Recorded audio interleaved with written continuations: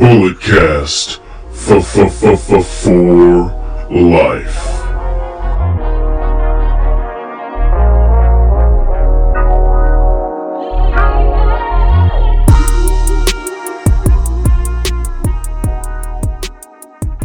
Hey, what's going on, ladies and gentlemen? You know the name, you know the voice, you know exactly why we're here. I am a microphone messiah, a California classic, the X Factor of podcasting, a former Bulletcast champion, Phillip Antoine here, but I'm on the line with the current reigning, somewhat defending Bulletcast champion, somewhat Mr. No Days Off. He's a Canadian destroyer. He hosts a podcast. He's won awards for a show that he's done on my podcast network. Brandon Tanguma, BT12. How you doing, bud? Phillip, I'm doing fantastic. You know, I'm not the biggest fan of all that subtle, not so subtle shade you're throwing at me right now. Okay, look, first of all, it's so early in the morning, but it's okay. It's fine. In the early days of the show, you used to throw subtle shade at me all the time. I've gone back and watched those old episodes in the last couple weeks. Just the subtle shade. I can't now I've just gone into full blown, shade. Yeah, I'm a palm tree. I can't so believe much shade. Can't believe you would do that to me. I thought we were friends, Brandon. I thought we were brothers in podcasting arms. We are friends. Oh, okay. Thank you.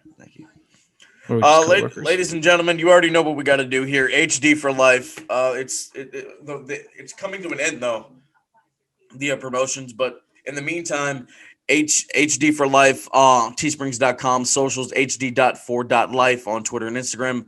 Designs, Get Her Done 1 and 2, Hurry Up 1 and 2, Mr. Sapo 1 and 2, H-Dog, Mother's Love, King H-Dog, H-Dog-Get It, Mr. Pimpin', HD for Life Americana, Common Sense, Soldier H-Dog, Life Safety, HD for Life Safety, Lily's Love, HD for Life, Orange and Pink, Softball Life, Reunite Generations, Little Rena, Little H-Dog, Explode, Show Quality 1, 2, and 3. It's hot out there. Get your t-shirts. You get your tank tops. Also get your drinkware, fanny pack socks, hoodies when it's cold, sweatpants for when it's cold.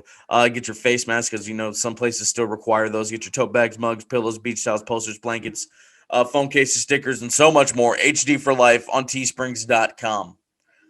Brandon, I had Mike Miller on, the founder of Stockton and LodiCon June 27th. Go see our homie West Coast Design. Go see some other brilliant creators. And also the $1 Million Man, WWE Hall of Famer Ted DiBiase is going to be there. But yeah, I interviewed Mike Miller last week. It was a really great interview.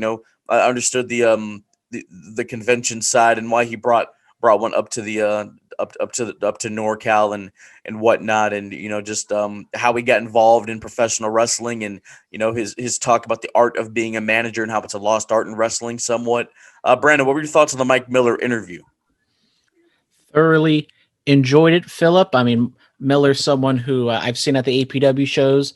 And then, we became such good friends because we spent that one night at a Taco Bell cantina with Baby Huey and friends. Sidebar, new Taco Bell cantina in San Ramon. Go check it out, guys. Great place. It's the mainstream hipster spot, apparently, because there's some different people over there. But anyways, yeah, I mean, covers a whole variety of topics, especially like the convention side of things, which is something that I like the convention thing. I haven't been to one in quite a while, but getting to know that aspect of things, and the hustler, wrestling business is a hustle. Conventions are definitely a hustle, and bringing all these different types of fandoms together into one spot, it definitely is a hard task to do, but Mike does it well, and he's bringing a good product over there in the I don't even know what you call that area. What do you call the Stockton, Sacramento area over there? Honestly, I don't know. Stockton, Sacramento area. The inner California. I don't know. It's still a part of NorCal. There you go. He's bringing a nice vibe to the NorCal area that's not the Bay Area, could we say? But sometimes they want to claim it to the Bay Area. Yeah, but then it becomes a whole thing. Like, that's like Maryland claiming they're Washington, D.C. Like, no, you're not a district of Columbia. You know what I mean? Sacramento and Stockton are their own things, but then it's kind of those other cities kind of surrounding that area that, kind of get clumped in, and they try to try to latch onto the Bay Area. Well, you have to really look at like the borderline. Somebody would have to actually look like, okay, If you ain't touching water, then you're not a part of the Bay. It's simple as that. you know what I'm saying, or you do know what he's saying. I mean, Home run. I'm like a 10-minute walk away from the Bay from my house, so I mean, I can claim it. Exactly. I live in Hayward. It's apparently the heart of the Bay. If you're still on Snapchat and use those filters, I remember that from back in the day. Brandon, some interesting things we have to talk about here today. Probably the major one on a NXT In Your House media call. Triple H said that WWE won't be doing women's wrestling shows anymore because really quality is just having everybody together. And he said this is probably would stir up a lot of the controversy. He said that we have the best women's wrestling in the world. If you want to be the best, come here. What are your thoughts on that before I go off on a tangent? I've already heard this tangent because we've had some technical difficulties, but I can't wait to hear it again, Phillip. Kayfabe. Even though it's, announced to the peoples. But yeah, I mean, this whole kind of whatever you call it, press conference, media call, it did stir up some controversy. But I mean, if you're on a team, you're always going to say your team is the best. People can disagree with him and have their opinions about it, but when push comes to shove, Triple H has his team. He's going to stick up for his team, his women, and that's exactly what he did. But when it comes to like the women's division, I've always said on this podcast, on other podcasts, that NXT, not WWE in general, but just NXT has the best women's division in North America. I always, take away Japan because that's not something I watch, and I understand they have some fantastic women over there. But for what I watch, the mainstream North American product, I always say NXT has the best. And if you lump in WWE, that's just even more talent, like Charlotte, Becky, Sasha, Bailey, Rhea Ripley, Asuka. The list goes on and on. Natalia. But I mean, Phillip, apparently you got some hot takes to say, and I wasn't too quote unquote offended by these remarks. There were some other things that I had an issue with. I mean, man, look, I just look at it, man. I mean, look at that roster. Raw, SmackDown, NXT, NXT UK. I mean, obviously we have the 4 horsewomen. I mean, Becky Lynch just became the hottest act in wrestling. Sasha Banks, she's probably the best in-ring performer out of the 4 in general, and she has that confidence. She's a boss. She draws money. Her merch sales were up. Bailey, when she was the hugger, those merch sales were crazy too. She redefined her character and probably became one of the better, one of the best performers in the COVID era. We can say that. We can say that hands down. Charlotte Flair, I mean, look at her. I mean, she's genetically superior. Look at who her father is. Yeah, of course she's going to be good. Of course she's going to rack up that many world championships. And you look at other women there. Asuka, I mean, look how special she was. Brandon, can you honestly tell me that she would have felt that special anywhere else? That 900 plus day undefeated streak. Let's say, could she have felt that special in Impact or Woman of Honor? Honestly, tell me that. Yes or no? Big? Probably not. But if she was having the same caliber of matches and other things, then she would have gained traction. But just to look at the women she was in there with. Exactly. So I understand where you're coming from, because I will put credit on Asuka, and I will put credit towards, everyone on the roster, but it takes a team. It takes a village, one might say. Some say it takes 2 to tango, or some people can carry other people any way you want to look at it. But I mean, you and then we look at what we have. Rhea Ripley, the young upstart. She's the champion right now. But I mean, she's good. We've seen her work. She can go. You have Bianca Belair. She's the hybrid. She's the EST, the best, the fastest, the toughest. The roughest, all that stuff. Go check out the interview Baby Huey just did with her. By the way, it's great.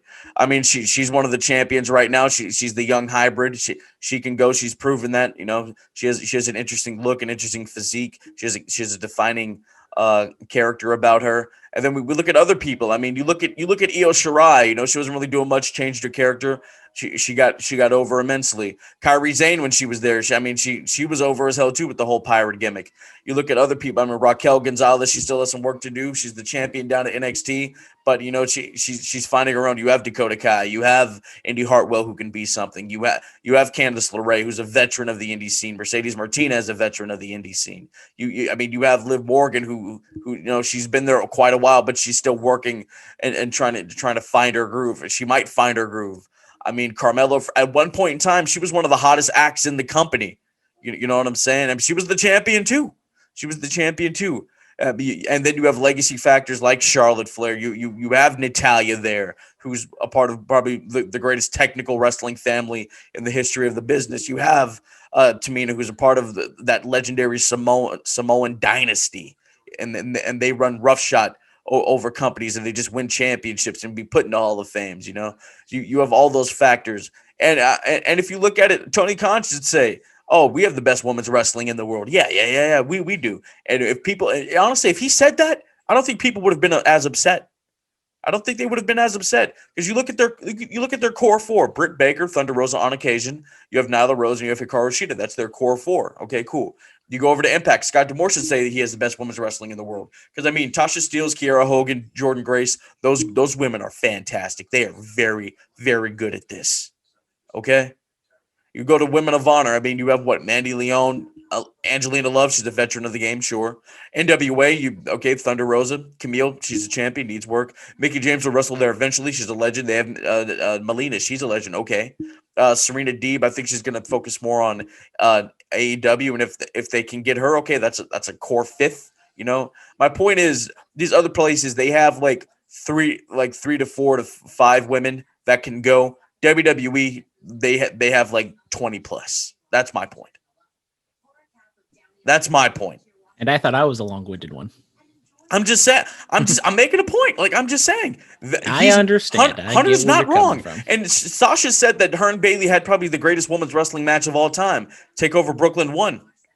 That I can honestly say that is the best women's wrestling match I've ever seen.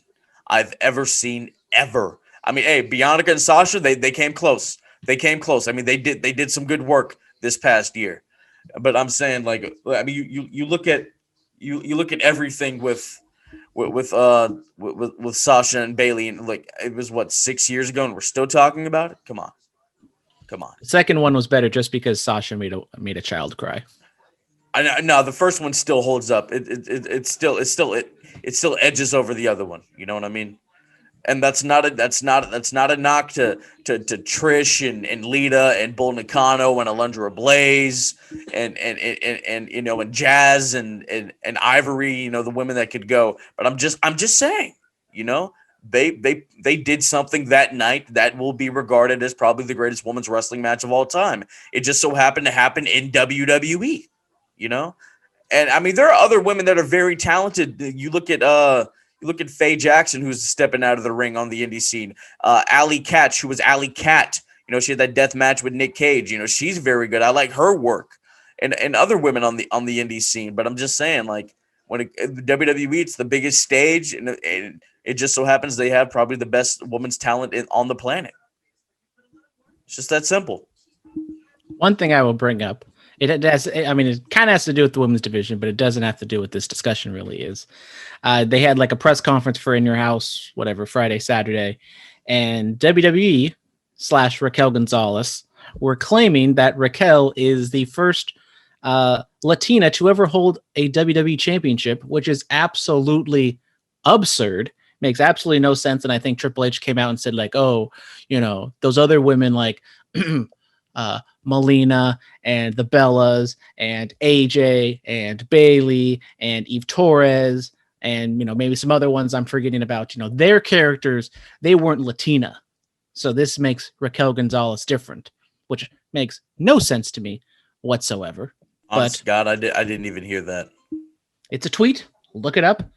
Your boy Rich Fan, Pro Wrestling Torch, tweeted about it. That's my homie. The tweet. That's my homie. Great show, by the way, on the VIP side of things. You know, maybe we don't password share around here, but maybe Possibly. I'll see what's up. What kind of bang is that? Is that the purple haze? Because we get the Costco stuff, and I don't like the cherry limeade, and my brother doesn't like the grape flavor, so we just switch. Okay. So I get all the grape, he gets all the cherry limeade. You got to come visit me, man. We got some other flavors in there. I'll hook you up. Okay. Yeah. He used to get some rains. Shout out Eva Marie, which we'll talk about her in a little bit. Yeah, yes, we will. Samoa Joe returns to NXT. William Regal comes out at the beginning of the show. He talks about his time there, and he really has been there since the beginning, since the game show inception of NXT. And he goes to Full Sail, and he becomes this giant phenomenon. With this diehard fan base, and talks about all the talent that's come through there. And Karrion Kross says, I knew you lost control of this, and it's time for you to step away. And then the rumors are true. Samoa Joe comes back. I hate the internet. I wanted to genuinely be surprised, but anyway, what are you going to do? And so William Regal says, you cannot be a competitor, but you can kind of help me around here. You cannot touch talent, but if you are provoked, all bets are off. Joe getting in Karrion Kross's face and saying, TikTok. I'm like, oh, yeah. Eventually, Joe's going to get cleared, and that's coming. And he's going to carry Karrion Kross to a pretty good match. Yes, sir. Just like you, I was a little mad that the Samoa Joe thing was leaked or just outright kind of just talked about that he was coming back. But I mean, William Regal, as a kid, I hated him. I thought he was so boring. I did not like him one bit. But now that I have grown up, I've matured. I appreciate him so much. I mean, the performance that he had at the beginning of NXT, the emotion, the facials, everything was just absolutely fantastic, which is why he's one of the most underrated, best wrestlers of his generation in the last 25, 30 years.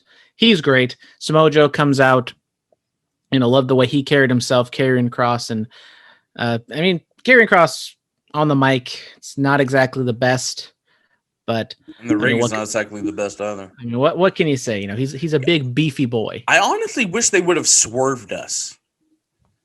Have somebody else come and try to help Regal for a couple weeks, and then they fail, and then on the Great American Bash, it could have been Regal could be like, "You're not doing a good job. I found somebody else," and then they pan over and it's Samoa Joe. I mean, that could have worked, but I did like the dynamic that Joe and Regal both had. The only problem, or maybe the issue that I would kind of look out for, is maybe undermining the talent a tad bit with, them not cowering to Samoa Joe, but, they had the pull apart with Kyle O'Reilly, Adam Cole, and Adam Cole just gets absolutely destroyed by Samoa Joe in a few seconds by choking him out. Yeah, I understand, his back was turned. He wasn't able to defend himself, but Adam Cole is arguably your top star. And this, this older guy who's just like a quote unquote GM enforcer person just lays him out like he's like a 5-year-old throwing a temper tantrum. Stone Cold was laying out people with stoners when he was the sheriff. So, was he doing that to John Cena and Batista? Well, Cena was on Smackdown. Exactly. Was he doing that Triple H? I don't think Triple H was taking a stunner when he was. Triple H took some stunners. He took some stunners during that era. I believe he took some stunners. Okay. I'm just saying. And they tease 5 different Samoa Joe matches, and yet they're saying he's not cleared or he's not going to wrestle. Because we got Karrion Kross, Adam Cole, Kyle O'Reilly, Pete Dunne, and Johnny Gargano. All those matches I'd love to see. Are we going to get them? Probably not. Eventually. Some point down the line. TikTok, Brandon. TikTok. On the clock. Put your hands up. Shut up, Kesha. Shut up. Whatever happened to Kesha? She's still doing her thing. Not high school. One of my college history classes I took, the teacher, first day of class, put on TikTok from Kesha, and no reasoning or he didn't explain why he did it, but then he brought it all the way back around because this was after Reconstruction, and then he brought it around to talk about TikTok again or something like that. It made sense, but I completely forgot why he talked about it, but it was funny. Something in the morning feeling like Mick Jagger. Yeah, right. It's Yeah. it's P Diddy, isn't it? Oh, is it Pete? I think she says both. She says Mick Jagger, and then she says P Diddy. Yeah, I'm not up to school on my Kesha lyrics. Now you're gonna make me look it up now. I'm not up to school on my Kesha lyrics, bro. I'm sorry, dude. Kesha, she was really over for that for like that or like that 2010 to like 2012 period of time. She okay. Wake up in the morning feeling like P. Diddy. Okay. Hey, what up, girl? Grab my glasses. I'm out the door. I'm going to hit the city. Before I leave, brush my teeth with a bottle of Henny. No. Jack. She's white. I mean, come on, Oh, Phillip. okay. I'm sorry. Because when I leave for the night, I ain't coming back. And then, yeah, there we go. Oh, That's okay. as much as you guys were getting. My bad. See, where did I get Mick Jagger from? Got the moves like Jagger. She didn't have a song with dropping Mick Jagger. No. Shout out to Mick Jagger. I mean, oh wait. Ain't got a care in the world, but got plenty of beer. Ain't got no money in my pocket, but I'm already here. And now the dudes are lining up because they hear we got swagger, but we kick them to the curb unless they look like Mick Jagger. Okay, I knew I wasn't tripping. All right. You know who has moves like Mick Jagger? Roman Reigns. He was busting a move while he was getting beat with kendo sticks. Yeah, so SmackDown. SmackDown was very interesting, guys. It was very interesting before he get beaten with kendo sticks. He's talking to Jay and he's like, you got to get your brother on track. And Jimmy's like, no, man, I hate what he's doing to you. If he wants to come see me, he'll be in our locker room. And Jay goes back to Roman like, your locker room. That's he was basically like, oh, that's cute. So, Roman goes there, with Paul in the title or whatever. And, Jay's just torn in between them and he leaves. And Jimmy's like, you want to throw down? Ooh, so we can do this right now. And Roman's like, I don't want to fight you. I love you. Look, I'm doing this for us. I only know how to be the best. That's why I am the way I am right now. And, I'll say it again, man. I went to the same high school as those dudes in Florida. Of course, they're years older than I am, but I used to hear about a Joe on Hawaii. Like, what the hell is that? Fast forward all these years later, boom, Roman Reigns, from the Emmett Smith football field in Pensacola, Florida at Escambia High School to Georgia Tech to Monday Night Raw and Friday Night SmackDown, man. That's all he knows how to do is be the best. What were your thoughts on the dichotomy between the cousins? I mean, it continues to be really good work. The dynamic between the Usos and Reigns is fantastic. I really like what Paul Heyman's doing. Like, Paul Heyman doesn't really do much, but just like the way he looks at Roman and just eyes him and, just lovingly gazes at Roman and just, caresses the title. I mean, he's not out there cutting promos every week and, doing stuff like that, like what he had with Brock Lesnar. But even though it's limited, or at least, not as, he's not doing as much, Paul Heyman's still doing great work as well. Absolutely. Then we get to Rey Mysterio calling out Roman in the ring. Rey is just like, Roman, you're this, you're that. I acknowledge you as a disgusting human being. Roman's looking at him like, you stupid little man. Roman's about to start talking. We see a kendo stick slide in the ring. Rey hits Roman with the kendo sticks. Roman takes care of Rey. He's about to spear him. And then Dominic hits Roman with a kendo stick. And then Dominic gets yeeted out to the floor. This all sets up a Hell in the Cell match between Roman Reigns and Rey Mysterio for the Universal title that was supposed to happen on Sunday night, but it's actually going to happen tonight on Friday Night SmackDown. Yeah, I guess those Fox ratings are a little down, so they need to do some things. This is the first non-pay-per-view Hell in a Cell since 1998 on Raw, which I have seen because I'm still going back to that old Peacock and going through those old Attitude Era Raws. But the segment last week on SmackDown, Rey once again doing good character work. The entire Roman feud, Roman title matches have all been really well done. But the only problem with it when it comes to like the Roman versus other people is he's just so dominant. And it was the case here. Like, you get Rey and Dominic both trying to beat him down with kendo sticks, and he just isn't phased and he just beats them all. He's almost, it's kind of like Thanos, to where he's like so powerful that you just don't see anybody on the horizon coming to beat him. And that's just something we don't see in WWE maybe like ever. Like, he's such a dominant heel champion that it's something unprecedented. And, I know we're in a different era where people are smart to the business and everything like that. But it's like, what is like, who are you? What's the point of even watching? Because there's no like hope on the horizon with him. We just got to move things along, man. Honestly, that's really the only reason. I mean, it's different. It's not Kevin. It's not Cesaro. It's somebody different in the mix, and I think that's what this title reign is going to be. It's just going to be different people that come into the mix. You know, like stack them up, knock them down. Like the T-shirt says, that's all he's doing. He's stacking them up. He's knocking them down, and he's showing up and win. The only people I can see coming in to beat him are from NXT. You know, Adam Cole, Kyle O'Reilly, Johnny Gargano. As much as I love Adam Cole, I just feel like Vince is going to be like, oh, he's too short. He can't beat Roman. And Karrion Kross, I'm scared because, you know, I'm kind of a defender of his, but yet I don't see him being the top guy in the company.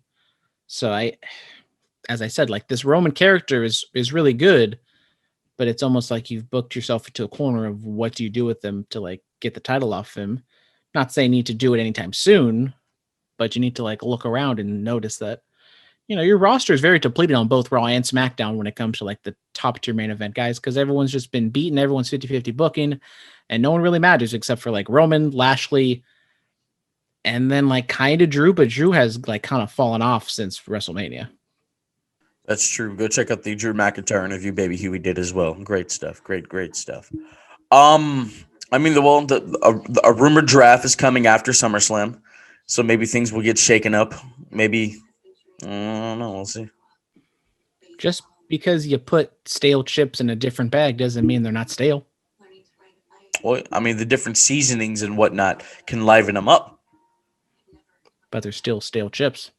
Like I said, you can put enough lipstick, but it's still a pig. The residue from the other bag mixed with the new chips will liven it up. Yeah, I said it. And they taste fine for like, you know, a couple, but you're not going to sit there and, you know, you're not going to enjoy eating the whole bag. You got to add some flavor, man. You got to put a little flavor in your ear. Okay. Yeah. Great song to dance to. And was it Just Dance, like that Xbox Connect game that I had? Oh, okay. See, we're coming out with all the 2010s references today. Outside of the ring, Walter has been the United Kingdom champion for 806 days. Congratulations to Walter, aka Baby Huey. That's fantastic. Nora Murphy is here. No, it's not Aaliyah and Buddy Murphy's daughter. Hey, that was my joke from the unreleased episode. Don't take my jokes. Yeah, I had to silence that right now. Mox and Renee, they had their daughter. Congratulations. All the Shield guys, you know, the first children are baby girls. That's cute. Shield's coming back in like you want to say like 25 years? Sure, why not? If we're still here. And another baby, Liberty Reynolds, is here. The daughter of the American Nightmare, Cody Rhodes, and Brandy Rhodes. That she was born earlier today. So congratulations, guys. Yeah, can't wait for them to feud in AEW in 25 years. Yeah, pretty much. Also, ACH announces his retirement. Another one. Faye Jackson announced hers earlier this year, then Leo Rush last week, and now ACH. Yeah. I mean, it could be a wrestling retirement. You know how those go, but if it's not, hey, thank you for the great matches, my guy. Yeah, I mean, I saw ACH first time in PWG. He did the Stone Cold ACH gimmick, and I mean, I loved it. I thought it was so cool as a Stone Cold person myself. So if you haven't seen that in PWG, go check it out. But I mean, yeah, what? I mean, ACH came out in a part of Cruiserweight Classic 205 Live, and it never really panned out. Obviously, we had the whole T-shirt controversy, which is kind of the main reason why he left. But even then, he wasn't doing too much. So, I mean, talented as all hell, but unfortunately, just kind of a little on the shorter side to thrive in WWE. And I mean, hopefully, in his retirement, he fulfills whatever life goals he wants to do. Jordan Miles, right? Mm-hmm. Wonder whatever happened to him. All right, Pro Wrestling Guerrilla returns on August 1st of 2021. Yes, it's back. Pro Wrestling Guerrilla is where a lot of your favorites got their start. Made a name for themselves. I have not seen PWG kind of in a long time because I usually will just like wait for the the end of the year DVD sale, and I haven't done that in like 2-3 years at this point, but I kind of keep up with it. It's going to be interesting now that AEW is kind of like a full-fledged thing. I know they still were having some wrestlers come in when they were having shows, whatever it was, like a year and a half ago before the pandemic started. But I mean, PWG has always been like on my wrestling bucket list. They're so close. I would just want to go down there, make a weekend out of it, go down to wherever they are, Reseda, LA area. It does suck because I always did want to go to the old Reseda bingo hall, whatever you call that place, because the atmosphere just seems so cool. And, you know, the older guys over there, like the Bucks and Steen and Generico, and, you know, just watching a show like that would have been amazing to watch. But now they got like a new generation of talent, and obviously probably not going to go to this show, but maybe, you know, next year, 2022, we can plan something out. It's an air-conditioned building. Woohoo! Yeah, but if I'm going to like an indie show for PWG, I want to just like lose 10 pounds of sweat like I'm cutting for a UFC fight and drinking my pitcher of beer. To stay hydrated, right? That's like, you know, like 70 degrees. What's your snack when you're drinking beer, Brandon? My snack? Yeah. You a beer nuts guy? You a chip guy? What are you doing? Probably like a nuts. Because let's see, I went to the A's game a couple of weeks ago, got some peanuts. I'm also like a sunflower seeds guy, so you know, kind of like the Ranch? salt, kind of. Ranch? I do not discriminate against sunflower seeds. I have them all. Shout out to, we talk about Taco Bell. They got some like Taco Bell Taco Supreme ones. Those are like salty as all hell. They will give you a heart attack, but they are really good. Same company, Biggs, that does the bacon ones, which are the goated sunflower seeds. Okay. So you're not a chip guy. I mean, I'm okay with chips, but they're not my go-to. I think I think my chips are the go-to for me. Like usually when we're doing wrestling, I'm drinking beer. It's usually a pizza night, so that's not a snack, but that's kind of the thing I'll have with it. Okay, what kind of pizza are we doing? Well, it just depends. You know, we kind of have like a rotation. Sometimes we'll do Domino's. Sometimes we'll do Little Caesars. If there's a lot of people over, trying to be cheap. 7-Eleven? Absolutely not. When I was living in that Airbnb, 7-Eleven pizza was my friend for a lot of nights, man. What about the 7-Eleven nachos? That used to be my thing in high school if I was feeling fancy. No, absolutely not. DIY nachos. Just put a bunch of like lukewarm cheese on there with some sus chili. Oh, that's some good stuff right there. Oh God. With the Arizona. Oh man. There we go. Felt fancy, huh? Yeah, we're just breaking out all the 2010 references right now because that's how old I am. All of them, man. Even though, well, I was a sophomore, so I wasn't allowed to go off campus. So 2011. You know, go to the gas station, get your Arizona and your chips, feeling fancy. Mm-hmm. Well, we actually had a 7-Eleven over there. So, 7-Eleven out back at Royal. We could just walk there. Okay, I see. Shout out to Royal. Josh Alexander's making his NJPW strong debut tonight against Alex Covington. It's gonna be great. Alexander's the X Division champion. Speaking of that, Ultimate X returns at Slammiversary. Him, Ace Austin, and some other people are going to be dangling, trying to grab the X or the championship. Yeah. Shout out to Josh Alexander. Excited to see what he can do in New Japan. And Ultimate X, it's something that, I'm not going to say I have like, an affinity for and like nostalgia for, but I used to watch Impact, more regularly back in the day. And the Ultimate X match was always kind of like the gimmick you pull out. And it's something that they don't do all the time, which is nice. They don't have it, they don't have Ultimate X, the pay-per-view every year in October. Or they had Destination X. Or, what is it? Is it Lethal Lockdown? Yeah. Yeah, the one where all the cage matches, which... Or no, I think it was just called Lockdown. That one's just, that's stupid. But, shout out Ultimate X. Maybe one of these days I'll watch it. But, if you want to recap, listen to Cindy into the Stratosphere. Maybe one of these days we'll go to Impact, huh? Maybe, possibly, yes. As I'm getting a call from my chiropractor. Jesus Christ. I'll call him later. Getting cracked and all that other stuff. Cracked and stacked? Yes. AEW on September 22nd, they're going to be running Arthur Ashe Stadium. Brandon, tell us about that. Well, Arthur Ashe Stadium in New York is the home of the U.S. Open, whatever you call it, Grand Slam Championship for tennis, and it seats about 24,000. So if you're not really aware, just kind of think of it like a mini football stadium. So just you have the tennis court in the middle, surrounded by a bunch of fans. And I'm really excited to see what they can do with the venue. Obviously, it's kind of with the setup. I think they're selling like 17,000 seats. So it's kind of like a big, arena, like an NBA, NHL sized arena. So it's kind of on the plus side of that. It seems like a really fun atmosphere. I mean, it's small enough. It's big enough to like look impressive, but it's also kind of small enough to still trap all the noise. Cause that's kind of the one thing that I don't like with the stadium shows like WrestleMania is there's such open air that it's really hard for the noise and the energy to, kind of travel through at least the television. Like when you're there in person, the stadium experience isn't exactly the best for wrestling, to be honest, but it's always kind of just like a bucket list one-time thing that everyone I think should experience. Bro, this is a tennis stadium. This is cool. This is interesting, man. Tennis arena. It should be nice to see how the ring's going to be set up and all that other stuff. This is why they book former WWE talent. That's why they sign those guys for moments like this. Just everyone is just going to buy tickets. They can watch Big Show, Mark Henry, and Christian Cage. Chris Jericho, Sting, Jim Ross, Cody, Dustin, FTR. Who else do we get? Miro. Yeah. I guess we're just not going to talk about Jon Moxley. I guess he doesn't count. Oh, I forgot all about him.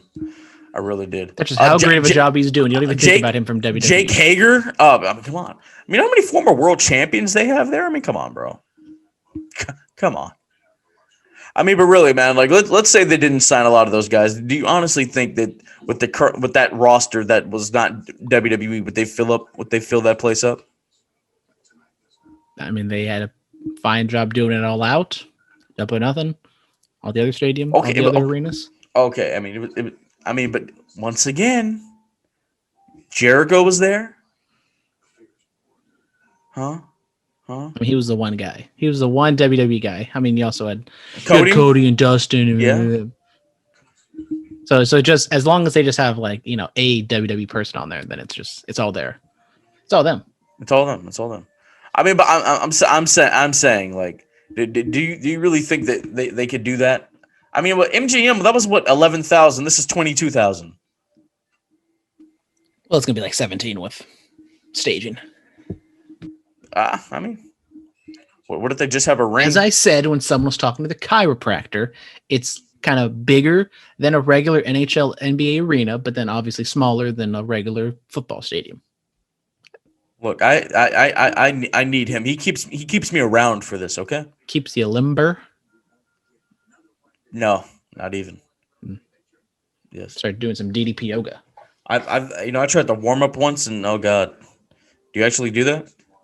Well, I used to. Actually, the last time I did this was like at the very, very beginning of the pandemic, before it was even like a pandemic. I was like, you know what? I'm not going to the gym because I'm not trying to die. So I'm going to try to bust out this DDP yoga, and I almost died because it was been like years since I've done it, and I was sweating profusely, and I wasn't even doing the harder one. Yeah, I did the warm up years ago, and I was like, oh god, I'm never doing this again. Yeah. I will say when I was doing it like more religiously, like once every day for like a couple months, your boy was flexible. Okay. Maybe not slim, but I was flexible. Okay. I mean, you're back at the gym now. I'm sure you're losing the quarantine weight. I mean, a little bit, but now that I got an actual real job, then there's days where I get stacked and I can't go to the gym. But today is a gym day. It's planned. Okay. Hopefully. Well, Stairmaster, right? Yeah, I know. I once again, I've been slacking on the cardio, so that's why it might be a little chunky. It might be summertime, but it's also thick boy summer, so I'm allowed to bulk during the summertime. Okay. I'm just saying. It is leg day though, so I probably should do some cardio. You got to get the cardio up, man. You never know when somebody's going to challenge you to an Ironman match. Mm-hmm. Timothy Thatcher, fan of the Crunch San Lorenzo Stairmasters. Yes. Shout out Timothy Thatcher. All right, this day in wrestling, Bruiser Brody would have been 75 years old. Oh man. Big Vito. He's 57. We remember Vito, right? Don Vito, R.I.P. Vito when he was doing this kind of cross-dresser gimmick in WWE.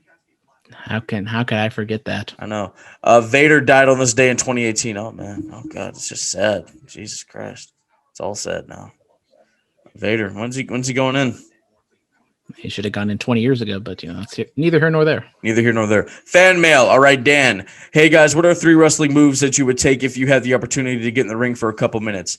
I'm taking the sternum turnbuckle thing. When Brett gets thrown in the turnbuckle and his chest hits first, I'll do that. I'm taking a Stone Cold Stunner, and take a super kick. Why not? I'll sell the hell out of that. There we go. Obviously, your boy got to take a stunner. Maybe, swim in some beer as well. Then I'm taking a leg drop, brother, because I'm trying to look at the lights and make some money. And then number 3, Sparkle Splash for obvious reasons. Shout out to the Sparkle Splash. All right, Swisher Sweets, the former Backwoods 420. He said he didn't want to disrespect Hootie Who 420. Much love. He says if you could make a one-hit wonder, which one would it be? Yeah, I'm gonna go with the 1,000 miles, man. 1,000 miles. I mean, like she really can just be on the convention circuit for the rest of her life. Just and I need you, and I miss you. I mean, come on, man. That's easy. One hit wonder, man. What about you? What are you doing? Well, I don't know if this classifies as a one-hit wonder, but you guys already heard it. I'm doing some TikTok from Kesha. I'm just a Kesha fanatic right now. Yeah, that was a one-hit wonder. No, Kesha had some other songs. Well, if she did, I would have heard them. Now I got to look up my girl Kesha. Shout out Kesha. I mean, yeah. Don't disrespect her. Other part of the email is if you could make a parody song, what would it be? I mean, Juvenile's Back That Ass Up. I'm coming out with Vax That Ass Up. Yeah. Brandon, are you on that that hot? Actually spelled TikTok like TikTok the app. That's nice. Are you on that Hot Boy ish? Hot Boy Summer, which is that's the whole reason why we couldn't record. We couldn't use the audio last night just because I cussed. It broke it. It's all my fault. I am sorry, everybody. But if I am doing a remix or a parody of a song, I mean, didn't I think I've answered it as a Sir Mix-a-Lot for obvious reasons. Oh no! But now you have to give me. You have to actually do it this time, though. I'm not good with it. I can't deny. Actually, I did do a remix back in the day. Another 2010 throwback because that's just the theme of the episode. Apparently, okay. I did do a Black and Yellow remix for the Oakland A's titled "Green and Yellow."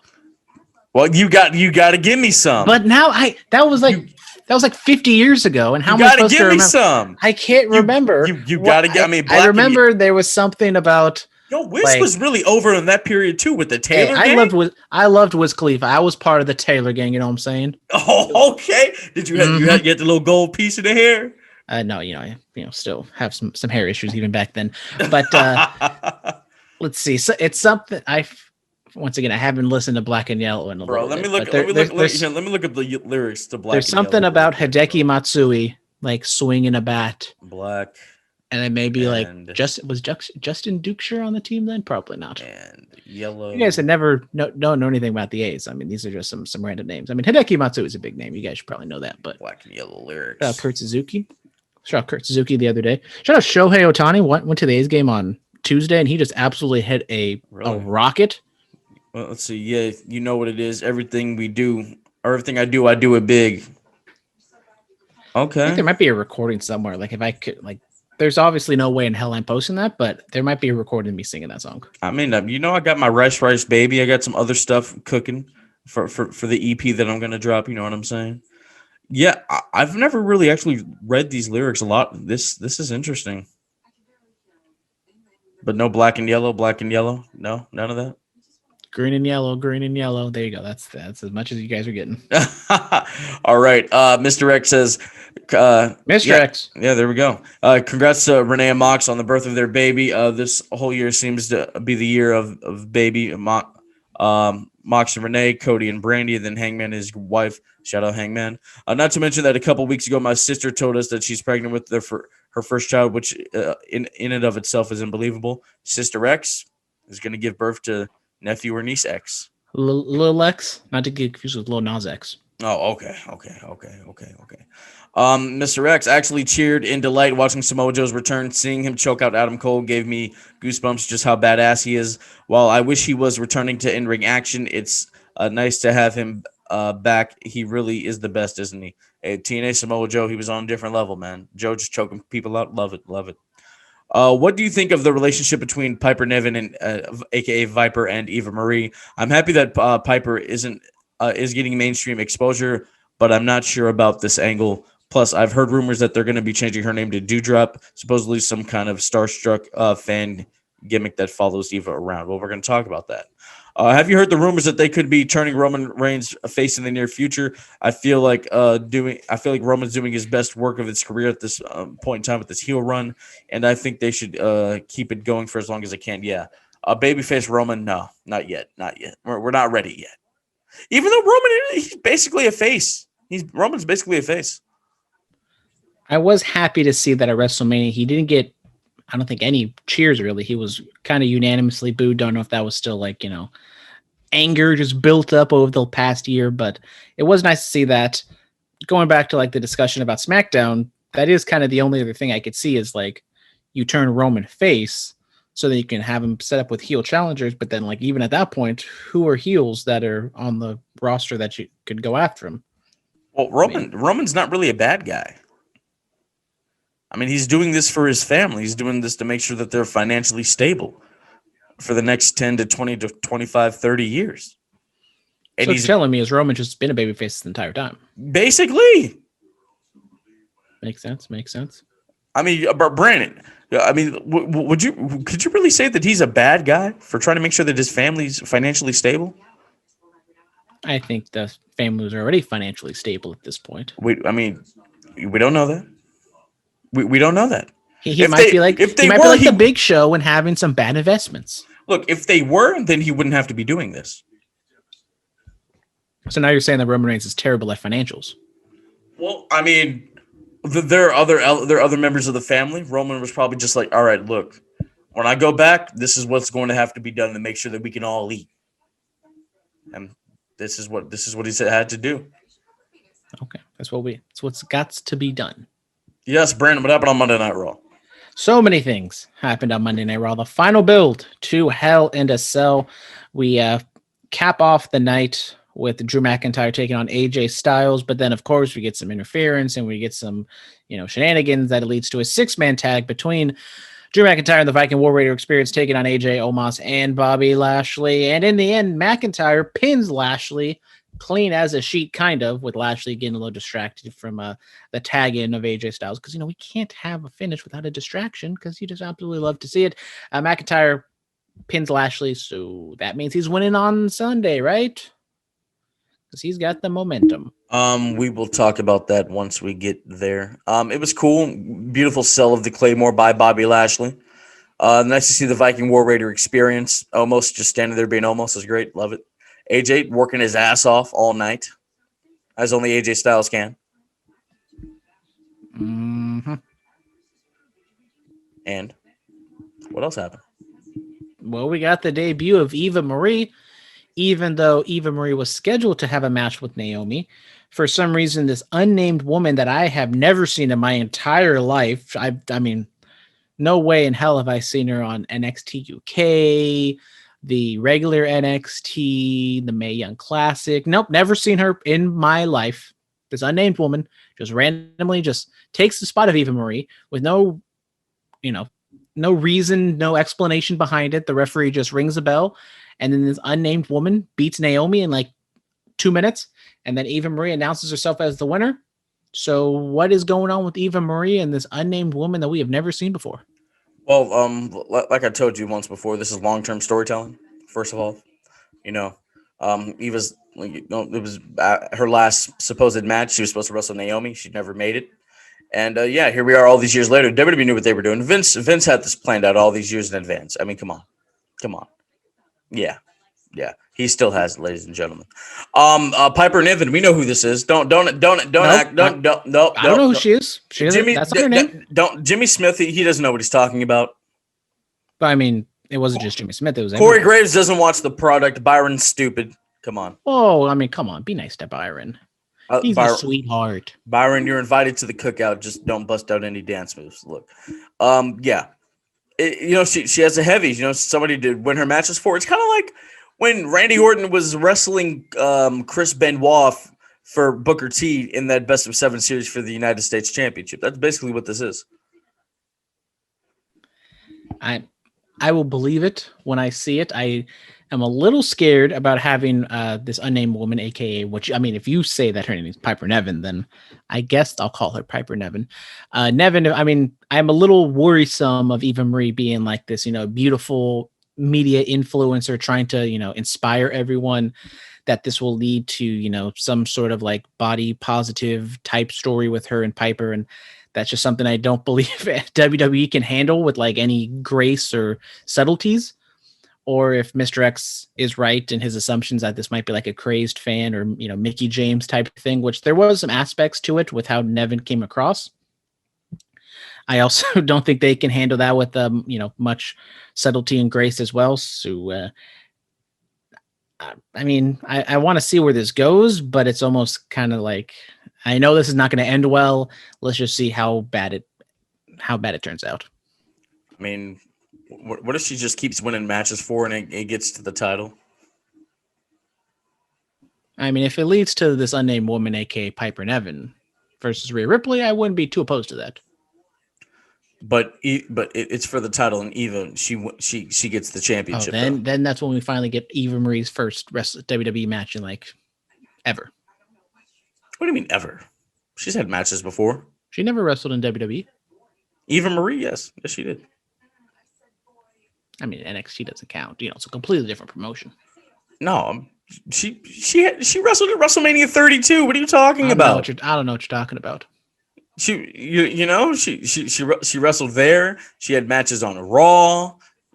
What are you talking about? And then that's what it's been a long time then because okay. Unfortunately there was just some circumstances where just she couldn't wrestle. Who did Jeff Hardy beat? Well, Jeff Hardy beat Cedric Alexander. If you think having some random woman just fill in for Eva Marie for no reason, we got even better with Jeff Hardy putting his career on the line for no gosh darn reason. Almost canceled the podcast again. But after Hardy has a match, he's all beat up and heavy breathing, and Cedric calls him out, calls him old, and says he's going to put him in a home. And then Hardy says, "You know what? I don't gain anything from this, but I'm just going to put my career on the line. Why? Because why the heck not?" And then what does he do? He beats Cedric in like 3 minutes. So, well, Jeff's that good where he can put his career on the line and win in 3 minutes. He's just that good. Hottie! Yeah. Alexa Bliss and Nia Jax have a match first time in a little bit. First time we've really seen Alexa Bliss wrestle.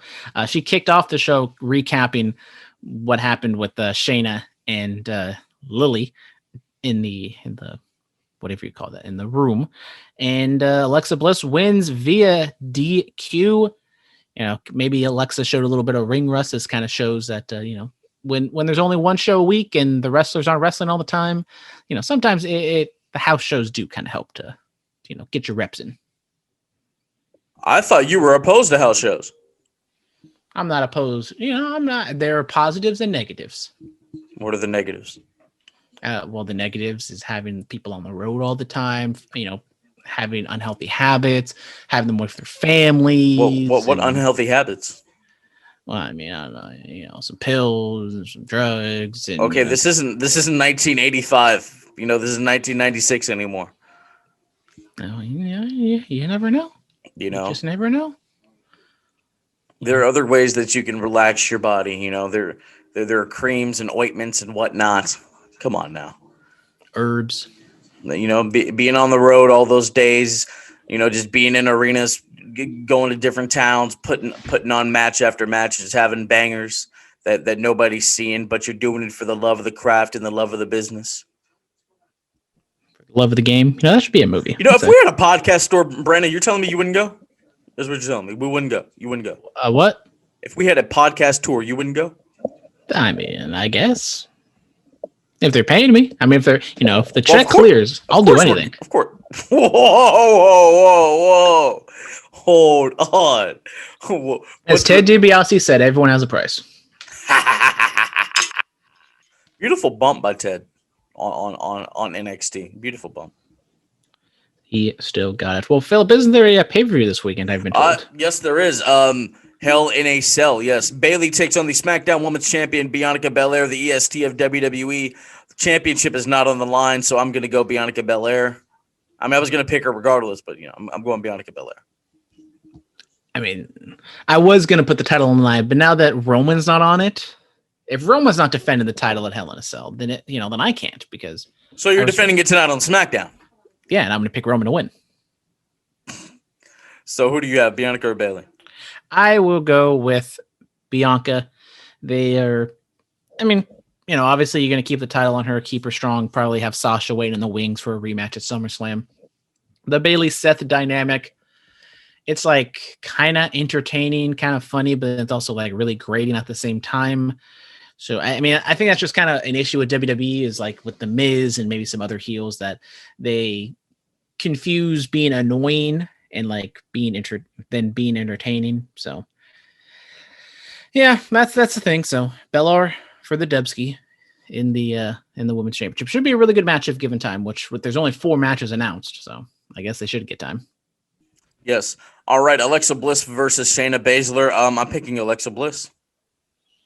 Well, that's completely different than what you picked yesterday, but that's neither here nor there. I will go with Alexa Bliss as well. We were going to maybe see some spooky shenanigans, and maybe Lily comes out, and maybe Lily wrestles Shayna Baszler. And can't wait for that. 5-star classic. All right, Rhea Ripley defends the Raw Women's Championship against Charlotte Flair. I'm picking Charlotte Flair for the dub. I'll go with Rhea. I mean, this is kind of boring because I don't really have any title switches, but I don't think you really want to have any title switches, especially if Money in the Bank is going to be the first pay-per-view back with fans. Maybe you want to save some of the bigger things for that, but also why is, they're going to this match and they had such an easy, simple story that they could have told of just having Charlotte and Rhea rematch last year's WrestleMania. Rhea wants to one up on Charlotte because she embarrassed her in her first match in WWE, yada, yada, yada. She wants to, win and get retaliation and, prove herself. She's a young and upcoming wrestler and she wants to establish herself against the best. But no, they're just trading losses back and forth to Nikki Cross, and they make it seem like Nikki Cross achieved some massive feat by lasting 2 minutes with them.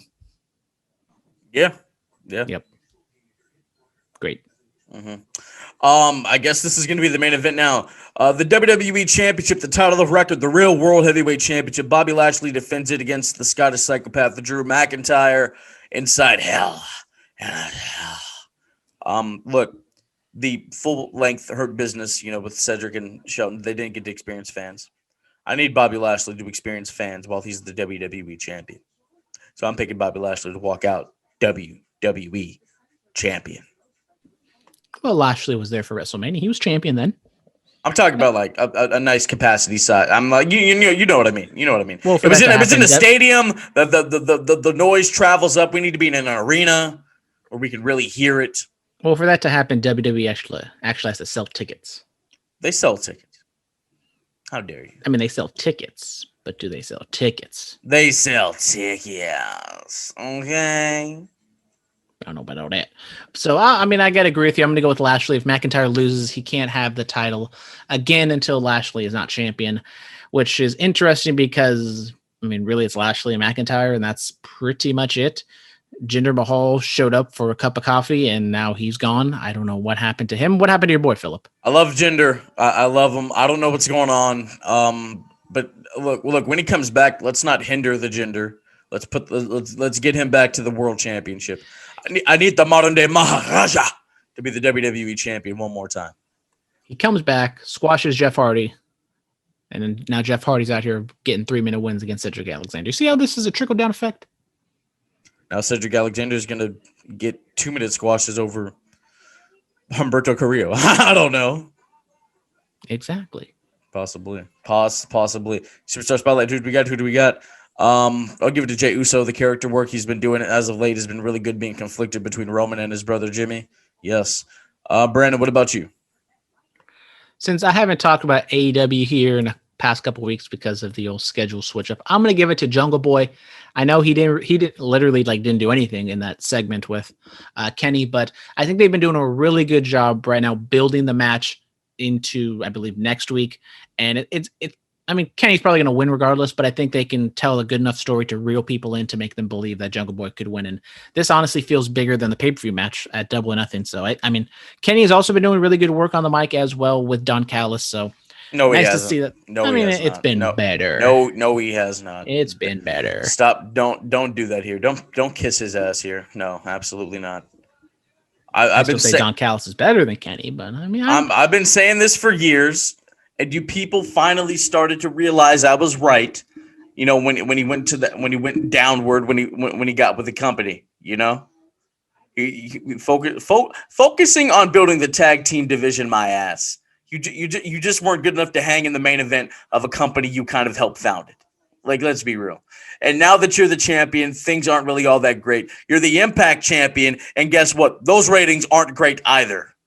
They're very bad. And he's supposed to bring up ratings? Are you kidding me? Are you kidding me? Come on. Put the title on somebody that matters and be done with it. I did like the Andrade video package a lot better than the debut with Vicky Guerrero. Hopefully they just nix Vicky altogether and just have him be himself. Whoa. We're not nixing Vicky. No, we're not doing that. Why would you do that? Why is Vicky and Andrade together? Because she can speak for him. He spoke perfectly fine English. Like, she has knowledge of, do you know how many world champions has she managed? Edge. Edge, Ziggler, Swagger. Hello. Hello. You know? You're telling me you wouldn't want the services of Vicky Guerrero to help get you to the top? That's what you're telling me. But if I'm talented enough to do it on my own, I don't want any help. I want to, I want to make 100% of the problem. I ain't. If he was really talented enough, he would have made it to the top of the card where he used to work. Yeah, I said it. You can cancel me. You can stop listening. Oh, I'm going to unfollow you. I'm going to unsubscribe. Too effing bad. I said it. He wasn't doing much in NXT, got with Selena, became hot for a little bit. Okay, cool. Got to the main roster, didn't do much. Had a couple good matches with Ray, won the United States Championship. Then that was it. That was it. Okay? Put him with Vicky. Let her get him to that main event status that he thinks he can be at. Look, I'll say it right here. These people that leave WWE, if they don't achieve that success that they thought they should have gotten there or achieve even more once they're gone, were they ever really that great to begin with? I'm sorry, everyone. I should have never brought up AEW. Yeah. God. What's our promo pick of the week? I didn't even watch it. Dang, absolutely hate to see it. But we got a mid-'80s, maybe WWF Superstars. I don't know where this is from, but it's on the U of Tube. We got Terry Funk. We got Vince McMahon just hanging out at a bar. Lord Alfred Hayes and Tony Gurria are also there. We got Terry Funk and Vince McMahon talking to each other, and Terry Funk is just being a bad man. He's out here, got a big old dip in, just spitting in the spittoon at the bar, looking just all like a cowboy, looking all cool and stuff. And then Tony Gurria hitting on the waitress, and then Terry Funk just took exception to that and beats him up, and then we get a big old bar fight. It's kind of dumb, but it's pretty cool. Is it dumb? If it's dumb, it's not exactly we're talking about. It's not exactly dumb, but it's just kind of WWE mid-'80s kookiness. Okay, I see. I mean, I'm out here for Terry Funk being a cowboy, just kicking what and taking names. This is where the big boys play, huh? Ooh, a little bit of the bubbly. Hope you guys missed all that. You guys are welcome. Yeah. Terry Funk with the kookiness, yes. Hey, Scott from West Coast Pro, if you can get Terry Funk out here for an autograph signing, my guy, I'm first in line. You already know. Close match pick of the week, Randy Orton versus Edge, the greatest wrestling match ever, Backlash, June 14th, 2020. It was great. It was a love letter to this business. It was a love letter to this sport. I mean, rock bottoms, pedigrees, Howard Finkel, the old MSG microphone, piped in crowd noise. You love to see it. You love to watch it. Yeah, when they first billed this as the greatest wrestling match ever, I rolled my eyes, and I mean, I still kind of okay, did you really have to do that? But when the match actually happened, it wasn't that bad. It was actually a really good match, and maybe the best of the empty arena PC era. I mean, I enjoyed it quite a bit. Maybe some of the gimmicks didn't exactly work. Not all the gimmicks worked. like the camera cuts and, if they just added like the extra sounds and everything like that without like at the very first thing when they locked up and they just put the camera like on the ground and they shut it up. And I mean, and also wasn't it like a reshoot that is when Edge injured his shoulder? So No such thing. never One happened. take. Exactly. Yes. Oh God, Jesus! I don't know what that was. That was a cough. Megalomania is tomorrow. I will be there. Level Up San Jose. It's gonna be great, man. You're gonna see you're gonna see a lot of great stuff. The world's freshest tag team. They're defending the UGWA Tag Team Championships. You're gonna see Titus Alexander. He's gonna be there. Midas Creed and Starboy Charlie. They're gonna be doing 2 out of 3 falls. I saw their first match ever last weekend at East Bay Pro, and now they're up in the ante. They're up in the ante. It's gonna be some good stuff, man. It's gonna be some good stuff. Dave Dutra is defending the UGWA Championship against El Chupacabra, and yeah, all the stuff, man. All the stuff is happening. I'll be there. Come out, say hi, doing another interview. I'm just pumping them out, man. I'm just pumping them out. Yeah, Brandon, when are you gonna pump out some interviews here? Well, I got my sources. We're working on things behind the scenes. I can't talk about it yet because no spoilers. But maybe. I said no spoilers. Where do they wrestle? Let me know. I mean, they wrestle. They wrestle places. Where? Are they in WWE? I mean, not currently, but they're on their way up. They're on the grind. Okay, are they in Ring of Honor? Well, I mean, I don't want to talk about it, but shout out to my boy Dominic, who might have a connection with someone who might be connected to the head of the table. Really? Yeah. Maybe. Oh, hold on. What are you talking about? I mean, I'm just saying. I mean, I know people who know people. Is it somebody that's Samoan that he knows and he just said he was related to the head of the table? Is that what you're telling me? I cannot confirm nor deny. There might not be any real credibility to that statement. I cannot confirm nor deny the validity of their ancestry. Bro, that's like me. That's like me being like, oh yeah, I'm one of the Jacksons. Yes, absolutely.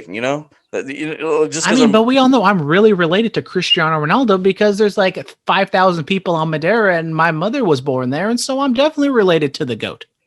I guess, bro. I mean, I'm related to Jimi Hendrix, so anything's possible. That's a shoot. That's a shoot. By the way, we've done the genealogy. I mean, that's what Kevin Garnett said. Anything is possible. That's a shoot. That's a shoot, brother. All right, guys. Follow us on Twitter at Bulletcast, Instagram The Bulletcast, YouTube channel The Bulletcast. Email us bulletcast2 is in the number 2 sweetswet@gmail.com. 104.7 FM KPU in Watsonville every Friday night from 11 p.m. to midnight. We finally made it. Tell us who you're related to. Yes. iTunes, Stitcher, TuneIn, iRadio, Anchor, Spotify, Patreon. We're all over the damn place. Hell in the Cell. I might be going solo because somebody wants to leave. Yeah. Happy Father's Day out there. Definitely didn't just bang my knee up against the cabinet now. Yeah. Not to you baby daddies. Any guy can be a dad. It takes a real man to be a father. Okay? Yeah. I'm going all the way down to Merced in like 110-degree weather, so if I don't come back, that's why. Oh, please come back. I need you here. I really need you. I can't do this without you, bud. My cousin came over yesterday, the one I told you that may have gotten the PS5 from an Amazon truck. He was holding your championship, dude.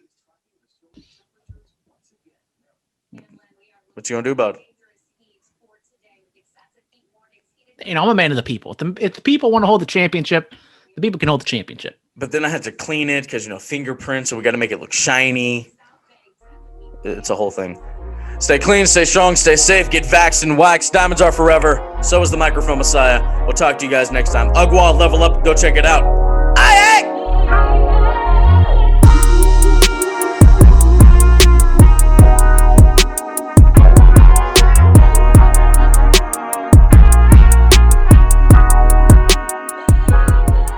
This has been the Bulletcast. Thank you for listening.